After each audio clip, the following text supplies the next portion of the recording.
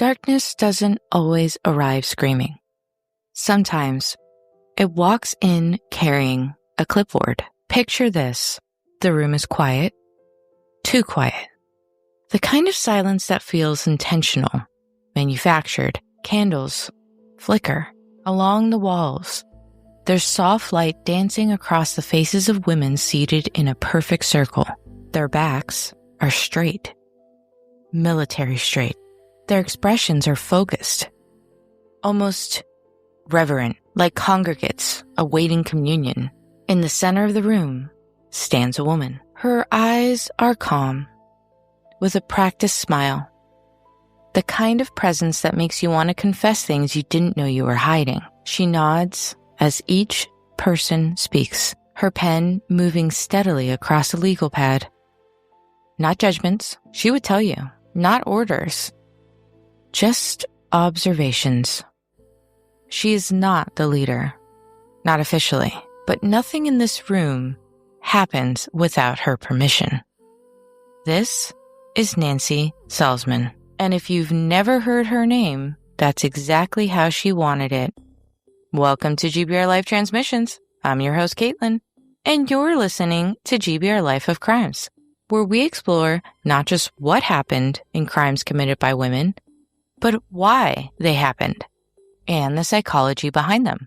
If last week's episode about Allison Mack left you unsettled, it should have, because Allison Mack was never the beginning of the story. Allison was just the outcome, the product, the logical conclusion of a system built long before she arrived. Think of it this way.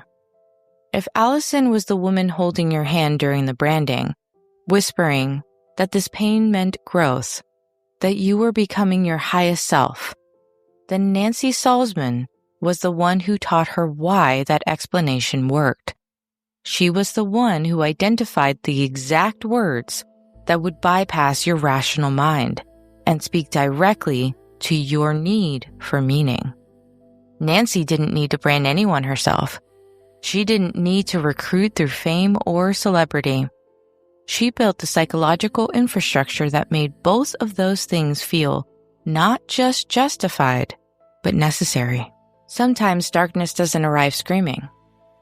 Sometimes it walks in carrying a clipboard, a reassuring smile, and 20 years of therapeutic training. But before there was NXIVM, before there were secret ceremonies and branded flesh, and whispered initials burned into skin, there was Nancy Salzman, therapist, healer, believer. And yet before all that, there was just Nancy. Born in 1954 in upstate New York, Nancy grew up in a middle-class household that looked, as we always say, perfectly normal from the outside. But inside, there were cracks. Her parents' marriage was troubled, marked by conflict, emotional distance, and the kind of tension that makes children feel responsible for keeping the peace. Nancy was the mediator, the fixer, the one who could read the temperature of a room before anyone else and adjust her behavior accordingly. This is a pattern we see again and again in enablers. The childhood role of emotional caretaker. The belief that if you just say the right thing, do the right thing, be the right thing, you can prevent disaster. Nancy learned early that her value came from managing other people's emotions, from making chaos feel safe, from being indispensable. Her father was described by those who knew the family as intelligent, but emotionally unavailable, demanding, the kind of man who expected excellence but rarely acknowledged it. Nancy sought his approval relentlessly, excelling in school, being the responsible one, the good daughter. But approval, when it came, was conditional, temporary, and never quite enough. This created what psychologists call an anxious attachment style, a pattern where love feels uncertain, where you're constantly scanning for signs of rejection, where your worth is tied to performance rather than inherent value. Nancy learned that she had to earn love. and she spent the rest of her life trying to earn it from men who would never give it freely. But that's all she knew. Nancy came of age during a unique moment in American culture, the 1970s and 80s. This was a time when psychology, self-help, and spiritual exploration was colliding into a booming industry. Think of Scientology, the human potential movement. Everywhere you looked, someone was promising that you could unlock a better version of yourself. If only you had the right guide. For Nancy, this wasn't a cultural trend, it was a calling. She trained as a psychiatric nurse. Later, she worked as a counselor and hypnotherapist. By all accounts, she was good at what she did. Intelligent, articulate, deeply, genuinely convinced that people could be fixed if only you knew the right levers to pull. And here's what's crucial to understand about Nancy's entry into the helping professions. She wasn't just trying to heal others, she was trying to heal herself. There's a concept in psychology called the wounded healer. The idea that many people are drawn to therapeutic work because they're trying to resolve their own unprocessed trauma. They're trying to understand the pain they experience by helping others through theirs. This isn't inherently problematic. Some of the most compassionate, effective therapists are people who have walked through their own darkness and emerged with genuine wisdom. But when the wound hasn't truly healed, when the person is still seeking external validation, or still trying to prove their worth, still desperate to be seen as special or powerful or necessary, the helping relationship can become corrupted. The helper starts to need the client, maybe even more than the client needs the helper. Nancy's clients described her as warm, validating, intensely attentive, and in a way that made them feel truly seen. And for those who have never fully felt understood, who had spent their lives feeling invisible or insufficient, that kind of attention was intoxicating. She needed to be the one with the answers. She needed to be indispensable. Because if she wasn't indispensable, she wasn't valuable. And if she wasn't valuable, she learned from childhood that she was nothing. By the mid-1990s, Nancy was in her early 40s. Professionally, she was very successful at this point and well-respected in her field. But she was a single mother raising a daughter, Lauren, who would later become deeply enmeshed in NXIVM herself. But despite all her outward success, Nancy was still searching for something more. She had mastered the techniques of therapy. She could help identify their patterns, process their emotions, set boundaries, and move forward. But nothing was stopping the whole. She still felt like something was missing. And she wanted to be part of something revolutionary at this point. All of those years, and she still hadn't found the thing. This desire to be special, to transcend the ordinary, to be part of something that would change the world is what psychologists call grandiosity. And it's particularly dangerous when it pairs with intelligence and competence. Because Nancy was competent, and she did have skills. And she could help people. But competence without humility, well, that's a dangerous combination.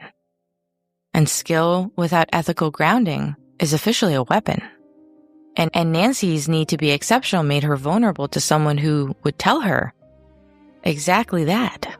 So when Nancy met Keith Raniere in the late 1990s, it wasn't love at first sight, it was alignment. Or at least that's what it felt like to her. He presented himself as a once-in-a-generation intellect, a philosopher, mathematician, who had unlocked the secrets of human consciousness. He spoke in abstract and yet also absolute certainties. He claimed to have answers for human suffering, for failure, for the weakness that plagued ordinary minds. To Nancy, he must have seemed like the missing piece. But let's be clear about what was actually happening in this dynamic. Keith was a narcissist, but he was also a predator. A man who had already left a trail of failed businesses and allegations of inappropriate relationships. He was charismatic, yes, but his charisma was manipulative, designed to identify vulnerable people and exploit their specific needs. And we already know Nancy was vulnerable because she needed to be seen, but not just seen. She wanted to be seen as brilliant. And Keith told her she was. She needed to be part of something transformative. And Keith told her that they would change the world. She needed to be valued by a powerful man. And Keith positioned himself as the most powerful man that she'd ever met. And here's what made their partnership so dangerous. Keith provided the ideology. Nancy, she provided the credibility. She didn't just believe in him. She validated him. She took his ramblings, grandiose theories, and translated them into something that looked like science, like therapy, like legitimate psychological practice. But there's something deeper happening here too. Nancy wasn't just validating Keith's ideas. She officially was validating her own need to be exceptional. This was it. This was the moment. She believed to be a genius. She could tell herself that she too was extraordinary, that she had recognized something others couldn't see, that she was operating on a higher plane of understanding. This is psychological defense. It's a mechanism called identification with the aggressor. But in Nancy's case, it was more like identification with the perceived superior. She merged her identity with Keith's so completely that his success became her success. His validation became her validation. His vision became her purpose. And in doing so, she lost the ability to see him clearly. Or perhaps she lost the willingness to see him clearly, because seeing him clearly would mean confronting the possibility that she wasn't exceptional, that maybe she had been fooled, that she had wasted years of her life on a lie. And for Nancy, that possibility was more terrifying than any alternative. And together they created the Executive Success Programs, ESP. This was the precursor to NXIVM. Keith was the visionary, the untouchable prophet at the center. Nancy was the structure, the system, the one who had made it all seem real. She translated his ideas into teachable modules and psychological frameworks and therapeutic language that people recognized, language they trusted. And that credibility mattered more than anything else. Because when something is wrapped in the language of therapy, when it's delivered by someone with credentials and compassion in their voice, people stop questioning whether it's safe. They just assume it is. Inside NXIVM, Nancy Salzman wasn't just a co-founder. She was the emotional gatekeeper, the architect of psychological dependence. Her official title was prefect, a term borrowed from ancient Rome, signifying someone who maintains order and discipline. And that's exactly what she did. She oversaw training. She conducted evaluations. She managed internal discipline. Students came to her for guidance, for confession, and for approval they desperately needed. And she kept detailing notes on everything, every member's fears, their traumas, their deepest insecurities, the things they had revealed in moments of vulnerability, believing they were safe because they were in a therapeutic space. This information, however, was not used to heal. It was cataloged, filed, weaponized when necessary, and Nancy taught that emotional pain was proof of growth. That resistance to the program meant you were failing. That doubt was weakness. If someone struggled with an exercise, if they even questioned a teaching, or felt uncomfortable with what was being asked of them, it wasn't the system that was wrong. It was the person. And this is where the clipboard becomes officially dangerous, because abusers who scream can be recognized. Their violence is visible. You can point to the bruises, the threats, the obvious red flags. But abusers who smile and say, "This is for your growth," who take notes and nod sympathetically and tell you that your discomfort is just your ego resisting transformation, those abusers are far harder to see. But let's pause here and talk about what's happening in Nancy's mind during all of this, because this is the question people struggle with the most. How could an intelligent, educated, trained therapist participate in something so harmful? It was obviously bad. But the answer is more complex than evil or stupidity. Nancy was experiencing what psychologists call cognitive dissonance. This is the psychological discomfort that comes from holding two contradictory beliefs simultaneously. On one hand, she believed she was a healer, a helper, someone who genuinely cared about people's well-being. On the other hand, she was actively participating in a system that was harming people. These two beliefs cannot coexist comfortably. So the mind does something to reduce the dissonance. It rationalizes, reframes, and creates narratives that allow both beliefs to seem true. Nancy told herself that people's suffering was temporary, that it was for growth, that they were choosing this path voluntarily, that anyone who couldn't handle it simply wasn't ready for transformation. She told herself that she was protecting people from their own limitations, that she was helping them become stronger, that the ends justified the means. Those aren't just excuses.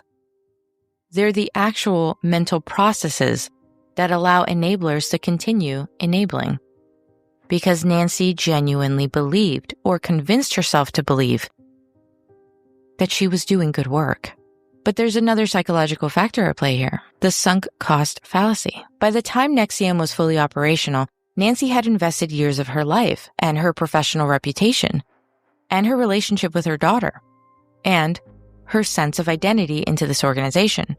To acknowledge that it was harmful would mean acknowledging that she wasted all of that and that she had hurt people, that everything she had built was built on a foundation of manipulation. For some, with entire sense of self-worth being tied to being helpful and being skilled and being right, that acknowledgement would have been psychologically catastrophic.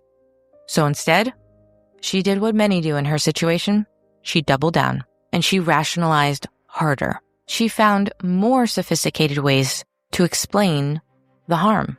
And the deeper she went, the harder it became to find her way back. One of the most insidious aspects of NXIVM was its obsession with what they called accountability. And this was a concept Nancy helped to operationalize.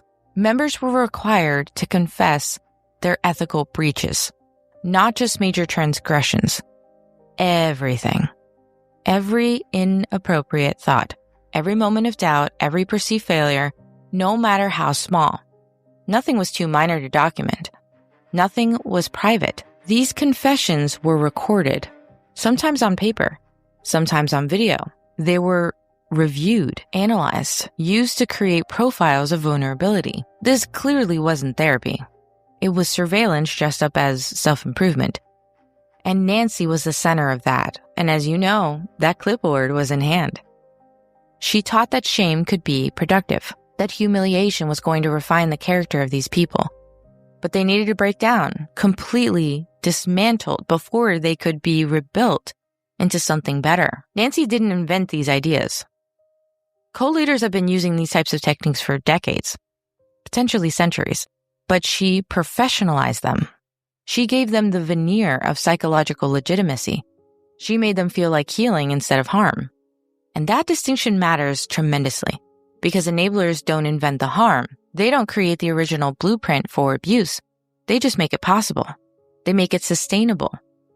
And then they make it scale. And here's the truly disturbing part. Nancy didn't see this as manipulation. She saw it as exactly what she had been looking for her whole life.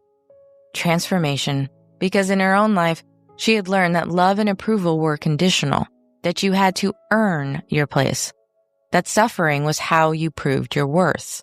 So she was teaching others the same painful lessons that she internalized as a child. She was replicating the system that had shaped her. She genuinely believed that she was helping. As NXIVM expanded through the early 2000s, the power dynamics calcified into something immovable. Wealthy women were recruited with promises of empowerment and executive training. And then celebrities were drawn in. Courses cost thousands of dollars, sometimes tens of thousands. People took out loans, maxed out credit cards, convinced family members to invest. The hierarchy hardened into something rigid and unquestionable. Keith remained at the top, untouchable, surrounded by a protective layer of devotion and fear, and Nancy Salzman remained indispensable. Because remember, she's the translator. She's the one who made it legit.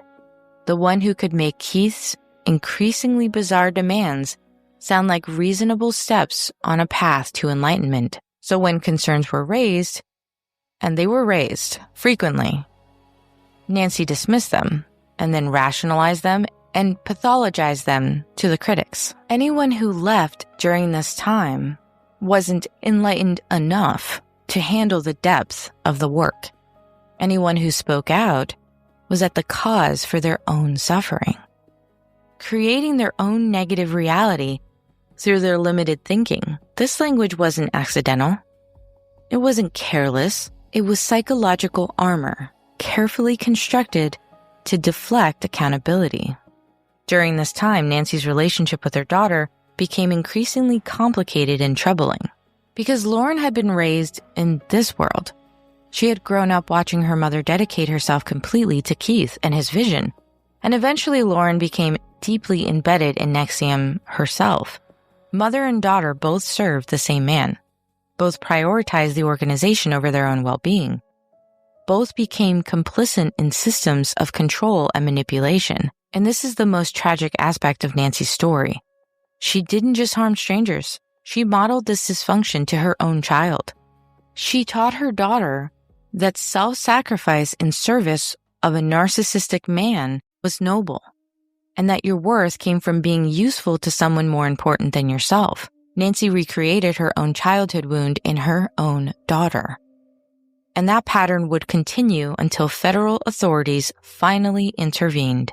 But then came DOS, Dominus Obsequious Sororium, lord over obedient female companions, a secret subgroup within NXIVM, women only, built on master-slave dynamics. Members were required to provide collateral. Remember all of those clipboard confessions? Yeah, you couldn't get in unless you were going to do that exactly. But then, you also needed to be branded. While many didn't understand at the time, what they were being branded with was Keith's initials in a ceremony that was described as empowering, as reclaiming the symbol of ownership. Nancy had consistently maintained that she did not know the full extent that DOS was at the time, that she was kept in the dark about the worst of it. And legally that may be true, but here's what we do know for certain. It didn't appear out of nowhere. And it wasn't an aberration, and it wasn't a sudden deviation from NXIVM's teachings. It was the logical conclusion. Everything about it, the obedience, confession, the use of shame, the branding, the absolute trust in master judgment, was built directly on the psychological framework that Nancy had spent years reinforcing. You don't need to hold the branding pen to be responsible for the culture that made the branding possible. You don't need to be in the same room where it happens if you were the one who built the room. If you design that lock, you can't claim innocence when the door won't open. When federal investigators finally closed in on NXIVM in 2018, particularly starting with Nancy Salzman's home in upstate New York, inside they found something that no amount of therapeutic language could explain away. Nearly $500,000 in cash hidden in shoeboxes. Not symbolic or metaphorical, physical. Tangible evidence of complicity, of knowing, and of benefiting. Nancy was arrested alongside Keith, Allison Mack, and other high-ranking NXIVM members. Their charges included racketeering conspiracy, identity theft, and conspiring to commit forced labor. The women who had spent decades documenting everyone else's ethical breaches was suddenly forced to confront their own. And in 2019, Nancy Salzman did something that she had never done in all her years with NXIVM. She admitted she was wrong, and she pled guilty to racketeering conspiracy. At her sentencing hearing in 2021, Nancy expressed remorse. She spoke about manipulation, about being deceived by Keith, about believing in something that went too far, that twisted into something she never intended. She said she had been exploited, that Keith had taken advantage of her desire to help people, that she had been blindsided by his charisma and her own need to be part of something meaningful. And here's where the story becomes uncomfortable, because it's entirely possible that Nancy Salzman was telling the truth. It's also possible to be harmed by someone and still harm others, or be manipulated and still be responsible for the manipulation you enabled. It's also possible to believe that you're helping and still be complicit in abuse. These things can coexist. Human beings are complex enough to contain contradictions. And Nancy's childhood taught her that love was conditional, that worth came from being useful, and the pain was the price of growth. Keith exploited those beliefs. He recognized her vulnerabilities and used them to bind them to his vision and him. But Nancy's victimization does not erase her agency. She made choices every day for years. She kept the notebooks full of people's secrets. She chose to pathologize dissent. She chose to teach others that her suffering was their fault. And she chose to build the infrastructure that made NXIVM's worst abuses possible. What's uncomfortable here? She's not a passive bystander. And she's not an innocent victim swept up in someone else's vision. Nancy was the architect, a builder, a crucial pillar holding up that structure. And it caused immeasurable harm. Without her, NXIVM would not have existed. Not in the form it took, and not in the form it was able to reach either. Keith's ideas were dangerous, but Nancy made them credible, and understanding her psychology doesn't excuse her actions. It only explains her why, and that explanation matters because it helps us understand how otherwise intelligent, caring people can become complicit in systems of abuse. It helps us understand that evil is not always obvious, and that harm is not always intentional. That the most dangerous enablers are often the ones who genuinely believe they're helping, but that doesn't make it okay. Nancy was sentenced to 3.5 years in federal prison. She was released in 2023 after serving her sentence. But Keith received 120 years.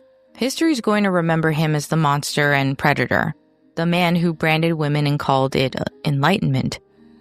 But we have to remember that monsters rarely work alone. They need infrastructure. And that was Nancy.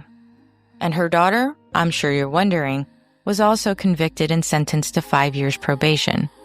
The woman who had been raised in this dysfunction and who had learned from her mother that self-sacrifice in service of a powerful man was noble, well, she too had to face the consequences of those lessons. Parenting 101.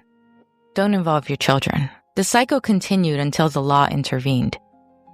But the psychological patterns that enabled it, well, those patterns are everywhere. In therapy offices where boundaries are violated, in spiritual communities where questioning is treated as weakness, in workplaces where loyalty is valued over ethics, in relationships where love is conditional on performance.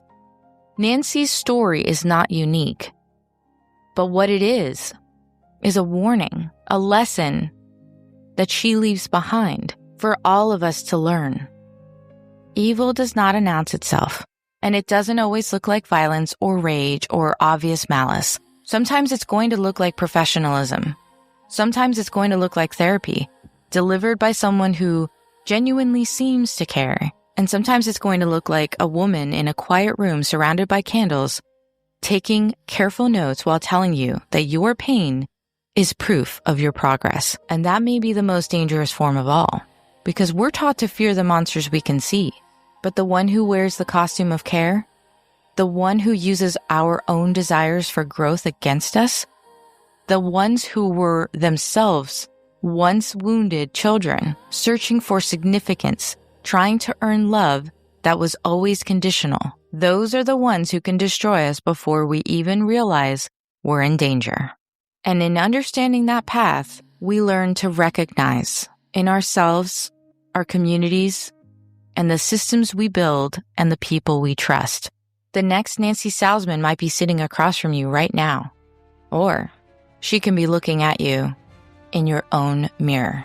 This has been GBR Life of Crimes, part of GBR Life Transmissions. I'm Caitlin, reminding you that understanding the darkness helps us appreciate the light. Join me next time as we uncover another case that challenges everything we thought we knew about the criminal mind.